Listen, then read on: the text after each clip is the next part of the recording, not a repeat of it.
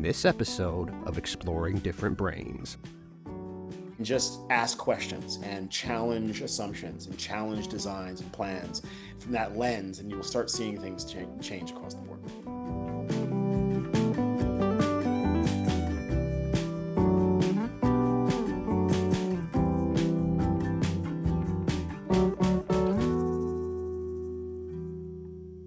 Hello and welcome to Exploring Different Brains. I'm Bea Moise and I will be your host today. And you guys, I am excited to welcome back Alex Norman to our part 2 conversation. It was so great that we had to have a part 2. So welcome back, Alex. How are you? How's it going? I'm great. Thank you for inviting me back.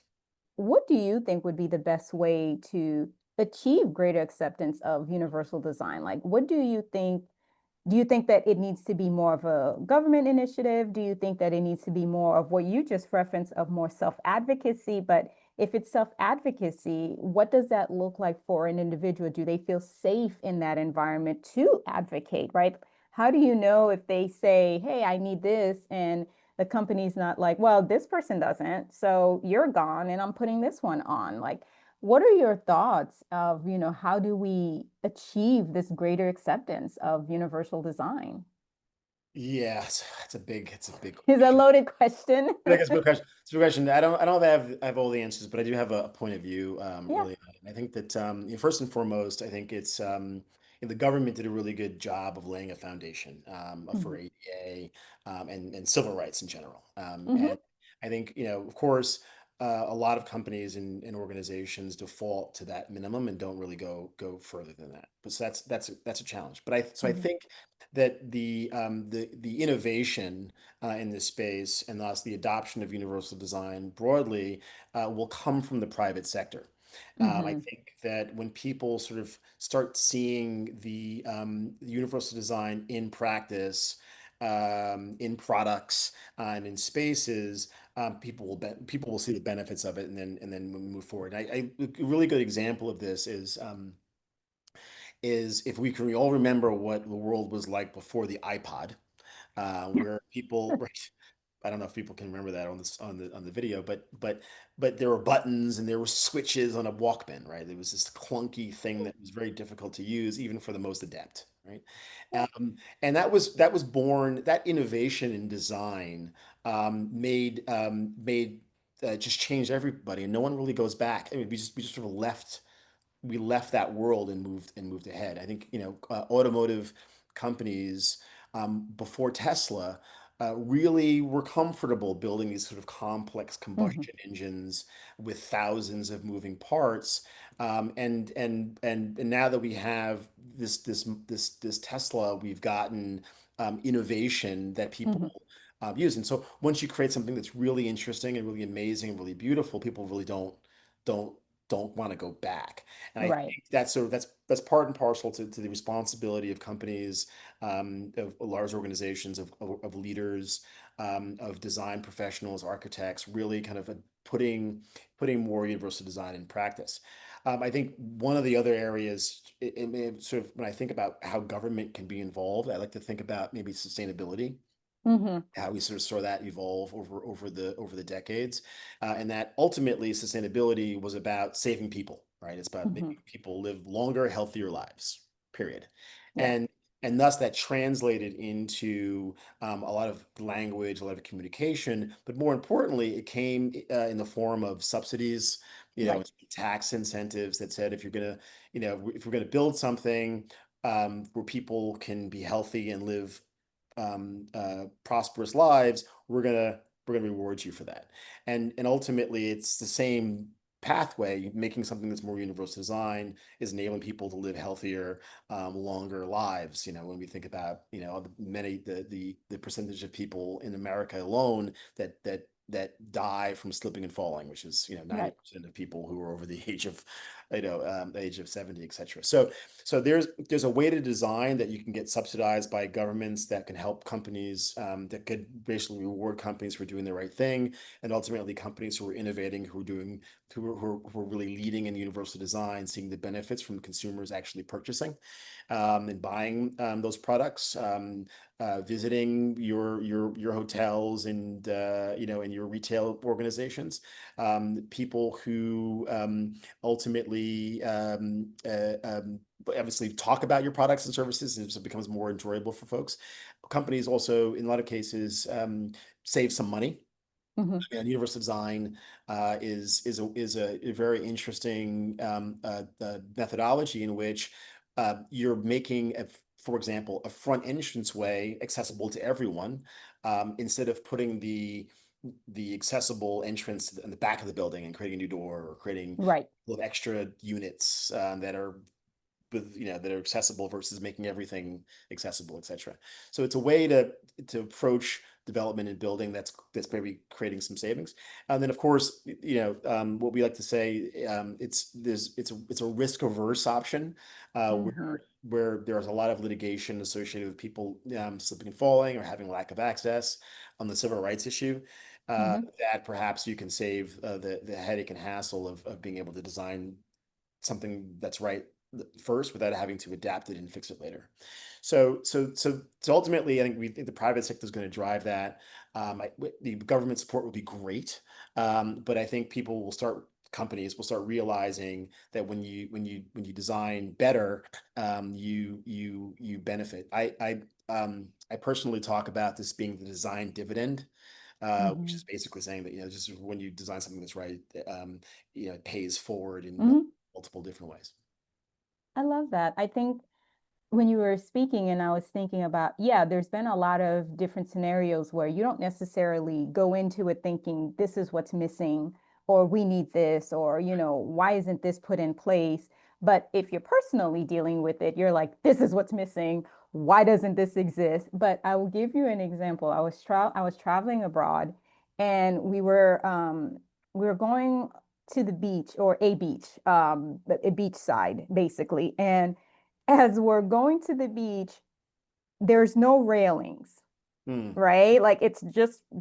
rocks. It's just rocks. So we were out of the US, we're traveling abroad. There's no railings to hold on to. And I'm like, this seems like a safety hazard, but Right. and I was younger then. But I was thinking at the time, what happens if you actually need railing? Hmm. Like what? But because I mean railing exists, and I would like to say 90% of the spaces that we go into in the US, like it's not really something people are thinking, that the hand one to hold on to. Like, we're not really thinking about what happens if there's no railing. Therefore, you're not thinking about if you are a different able-bodied person who needs that railing for Right. support, for adjustment. So I think sometimes it helps if you are in an environment where it isn't, even though you don't need it, but it gives you that opportunity and that time to think about others. Because in that moment, I thought, what happens if you need the railing? Because I'm fine going up and I'm fine coming down, but this just seems like a bad idea. But I would have never thought of that if I didn't experience that as an able-bodied person. Like I did not need the railing, but it just seemed like something was missing. And it's because I got so used to it. So I think, you know, definitely looking into, we've done a lot, but then there's more we could do. Obviously, we have railings, but you and I may not need a railing. So that's not something we would have thought about. But what are some other things that exist and we're not even thinking about it because again, it does not touch, your Yes. personal life. Yeah, I mean, there's so many ways. It's such a big category. I mean, I think it's really a part of what I do, the work that I do in the friction point methodology, and how we help people identify Hmm. what frictions are and how we move them and how to see them differently. Because it's really hard to, when you live in a society or a world of abundance, it's hard to think about its absence, Yes. when it comes to situations that are just unfamiliar to you. And I think what we're going to start seeing, the world in and of itself isn't getting any younger, right? Mhm. We're seeing in various different pockets in around the world that are aging at an alarming rate, Mhm. where in the US even, which we're the slowest of the top Mhm. 10, sort of grayer blue zones, if they call it in the world, where people are the what they call the centennials or what have you, the people that are Mhm. over the age, the number of people Sure. over the age of 100, whatever. But by the year 2030, to share a statistic, there'll be more people over the age of 65 than under the age of 21 in the US. Oh, wow. And they call it a silver tsunami. So what we're going to see is more people who are functioning, but yet have a high propensity for conditions, Right. um, operating in society, Right. and buying stuff, traveling places, Right. doing things, and the same way that the people who are 10, 15, 20 years younger. So the need for to add railing to the beaches, the needs to just make beaches safer, period, Yeah, is going to accessible. Yeah. be an important part, for urban planners and urban designers to think about. And it's really, I was in a meeting not that long ago, and with a bunch of urban designers, they were talking about the plan to redesign Lower Manhattan, which I'm not sure if anyone's been to Lower Mm. Manhattan. It's like as a web, a maze of small streets, and it's very difficult to walk, let alone drive by Wall Street area and all that stuff. And they were talking about how to make it more walkable and so forth, and they were talking about ADA compliance. It's like, Yeah. and I was the guy that raised the hand. I was like, well, it's not about compliance. I mean, everyone is getting older. Just think about if you were 70 walking through Right. this, what would you interact with, and how would you interact with space? And I think all the things that you just mentioned with your example of the beach are all the things that people just need to start thinking about, and putting themselves in those shoes, and just ask questions and challenge assumptions and challenge designs and plans from that lens, and you will start seeing things change across the board. I love that. I love that. I love your work. I love your work. It's just, to me, it's a need. It's not a niche, it's a need. Because sometimes, you come up with something, it's like, oh, what a very specific niche. I'm like, no, this is a need. And I'm glad that you, again, pain through purpose. You found your purpose through pain, but it's definitely something that's it's paying dividends, right? Because it's not just helping, your family, but also others. So something else that I think you're very interested in is basically emergency preparation for the neurodivergent population. So I am all ears. What do we need and we don't know that we need it? Yeah, I mean, look, emergency situations amplify friction points for everybody, right? I mean, Hmm. why these sort of emergency plans need to be put in place. I know I've lived in Southern Florida, so we had floods and hurricanes, and now Yep. we have fires. People, I used to live in California, particularly, there's always been fire season. You're hitting all the catastrophe. It's unfortunate. It's unfortunate though. The catastrophes are happening everywhere now. I mean, New Yeah, York yeah. faced it, Midwest. I mean, Texas is facing it. So not to say that, I'm not going to use the word global warming or global Right, right. whatever, but the moral of the story is that things are happening at a more accelerated rate, and it's affecting more people. More Hmm. of the time. And the emergency and evacuation procedures that we're seeing are relatively dated. They're not necessarily accommodating for the way people live. It's in modern times, number one. Number two, they're not accommodating people with disabilities. They're not accommodating people with neurodivergent conditions. Though there was a recent law that was passed in Florida that they're going to add a sensory alert in addition to like an amber alert, which is going to Mm-hmm. so, but moral of the story is that emergency situations and can affect people in different ways. And as we talked about sound and acoustics, so alarms that have a different impact. Some of that, obviously, the purpose is to let people know that the situation is happening and to be aware of it. But if it's too loud, it could also be deafening and debilitating to people. So people actually won't move Right, because right, the sound is deafening to them. At the same time, emergency plans could be confusing. Uh, right, Evacuation pathways can be complicated and not as right, efficient, right? And so these are things that just obviously emergencies, no emergency is the same, right? But it needs to be identified that people with different conditions, different abilities need to be safe, right? And so right, what if you work from the human condition backwards, then you start looking at the plan that you created when you're right. thinking, okay, well, a brush fire is doing this. You're moving from the tragedy or the emergency forward. You start reading in the middle and you're realizing, okay, well, here's some of the things that we didn't mention that would probably keep someone safe in this circumstance, that we should write into the plan or that we should make available in the building or something along those lines. Love that. Love that. So your book, because I want to go back to it. Okay. What else can you tell us about Boundless, real stories and practical strategies for inclusive living? Like, what else can you tell us about it without giving it away? Because we want people to buy it. But what else can you tell us about it?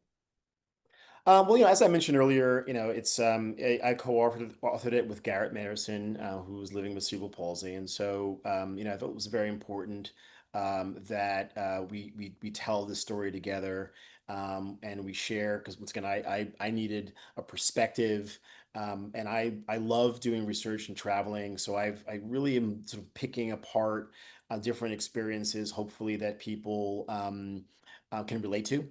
So whether or Mhm. not that's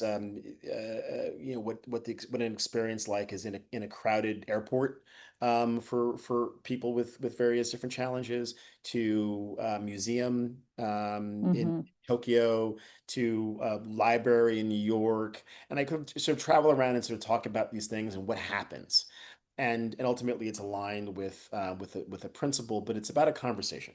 It's about talking through a perspective and then aligning it to some of um, the use cases and approaches that can be taken to fix it. And at the end of each chapter, I have sort of a boundless action that says, okay, well, based on what we've talked about, here are some of the things you can do today to change it and to impact it. And at the end, I kind of summarize it all to say, here's the big takeaways that you can do and apply it to your daily life, and hopefully we can affect change that way. Writing a book was the hardest thing ever. Actually, writing a book wasn't as hard as finishing it, right? I think it was, and it's this notion, Understood. it's notion, depending on how long it takes to, and it took me a little bit over a year to write, that at the end of the book, when you edit the book, Right. you're a different person than when you started writing it, right? Yes. You've learned, lived experiences, Yes. and so you realize, just like, wow, I would totally think differently about this. And a good colleague and mentor of mine says, that's good idea, Alex, but that's book two, and that's sort of the next. Yeah. But I think more importantly, what it is that through this journey, I learned so much. And I tried to put as much both in practice, was because we have the through Access built and the work that we're doing in homes and with companies. Um, I've tried to sort of create breadcrumbs, if you will, to help people along this journey and to learn um, in a way that I wish I had, right? So I wish I didn't have to spend I wish I could pick up a book and learn about what I learned, on the ground and in Yeah. the real world, but there wasn't a book. So I felt like I needed to create something for the average person that's just really interested in caring for someone with disability, have a loved one, that are in the design field in a profession that want to make things make spaces better. Just and just a really an easy entryway into entry point into the space, and walk away, feeling like feeling informed and feeling knowledgeable about a topic, and it's very simple, very easy read that you can get through and ultimately get a lot out of. What is one thing, Mm. if you could say one thing that you wish that the general population knew about accessibility? Like, what is one thing? Wow. Okay. Well, I mean, there's really one thing I would say, I would recommend, Hmm. is for people to volunteer, right? And that's the fastest, easiest way to understand, how people are living and what people are dealing with, is to volunteer in an organization, local organization or national organization that focuses on, neurodivergence or various different aspects of disability for you to learn. When I during the pandemic, unfortunately, after my dad passed, my mother and I would go, we would deliver food to people with disabilities during the pandemic on Wednesdays. And it was the Center for Independent Living. We'd go pick up, we'd pile the car with boxes of food, and given a, a sheet of paper with everyone's addresses on it, and we'd give them. And we used to call it Save the World Wednesdays. Oh. But it was a way that I, got a chance to go house to house, and you talk to people as you're giving them food, and you hear their stories. It was really a powerful way for understand and to actually, the lived experience. I think is what you need. So I think, the answer to that question is volunteer, volunteer, volunteer. That's three. That's three things. I love that though. I love it. So I'm going to stalk you socially. So we're best friends now. Like we're literally best friends. So besides my crazy self, how can people learn about your work, what you do, about you? Where are you? What's going on? How do we find the information? And also, I do want to say this. Prior to this, I went on your website, beautifully designed, very easy to navigate. And I said to myself, what a easy to navigate website. Like there's just not a lot of unnecessary fluff to derail me because literally if I see something else, now I'm down that rabbit hole. So I beautifully designed website. So people, beautiful design website, if anything. Thank But you. Thank how you. can Thank we learn more about you and your work? Yeah, no, so thank you for that. I spent a lot of time, trying to make, these high concepts, very simple. So first and foremost, obviously go to the website, accessbuilt.com. Best place to reach out to me. You can schedule a free consultation with me, through that platform. You can also find me, on LinkedIn. Love to be able to connect, in that way. Also, go to Amazon to purchase the book, or to find me in the book, if you will, or some of the ideas and things we talked about on this show. And also, I go back and forth in between Miami and, sort of Southern Florida and New York. And so, I'm available, for coffee, whenever. I'd love to be able to share. And once again, this is a very important topic that more people need to know about. And sometimes it's one-on-one conversations that create, a tsunami of impact and affect, communities. And so happy to start, the conversation, be part of the movement that we've all created. Wow. Wow. Thank you for existing. Good job to your parents. Congrats. Your parents did a good job. I hope. I would like to thank your mom and your dad. They did good work. They really did. Thank you for Thank you. existing. Thank you for turning your pain into passion. And it's beyond a passion, it's a calling.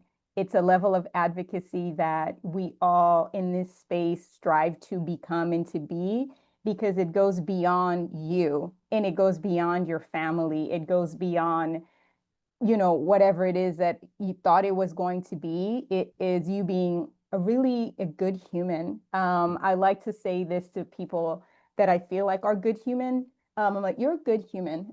you know, you're Thank you're you. doing human work good. Thank you. So thank you for being a good human, Alex. What a pleasure. What a pleasure. We're now besties.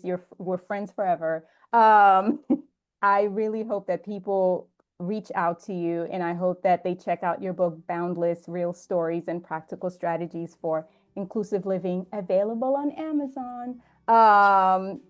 Thank you. Thank you for being here. Thank you for being my guest, and thank you. Be a good human. Thank you, Beef. Appreciate it. Exploring Different Brains is a production of Different Brains. Visit us at differentbrains.org.